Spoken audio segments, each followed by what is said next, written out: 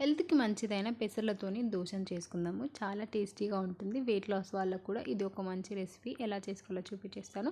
ముందుగా 3, 4 గంటల వరకు పెసర్లు వేసుకొని, కొద్దిగా బియ్యం వేసుకొని నాననిచ్చినాక మిక్సీ జార్‌లోకి తగినంత వేసుకొని, కొద్దిగా వాటర్ వేసి మూత పెట్టుకొని మెత్తగా గ్రైండ్ చేసి ఒక బౌల్‌లోకి ఇలా మొత్తం అంతా చేసేసుకున్న తర్వాత దీంట్లోకి తగినంత సాల్ట్‌ని కూడా వేసేసి దీన్ని ఒక 2 నిమిషాల వరకు బాగా మిక్స్ చేసుకోవాలి.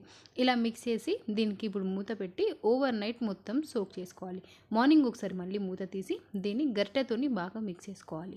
ఇప్పుడు దీన్ని పక్కకు పెట్టేసి దోస పెనం తీసుకొని హీట్ అయ్యాక ఒక గరిటెడు పిండిని వేసుకొని మనం దోసను ఎలా స్మూత్గా వేసుకుంటామో అలా వేసేసుకొని లో ఫ్లేమ్లో పెట్టుకొని ఒక 3-4 నిమిషాల వరకు ఒకవైపు వేయించుకోవాలి.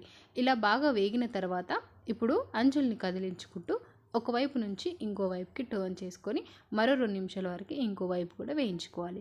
2 నిమిషాల తర్వాత ఇప్పుడు దీన్ని ప్యాన్‌లో నుంచి తీసేసి ఇలా ఫోల్డ్ చేసుకుంటే సరిపోతుంది. మన పెసర్ల దోస రెడీ అయిపోయింది. మీరు ట్రై చేయండి.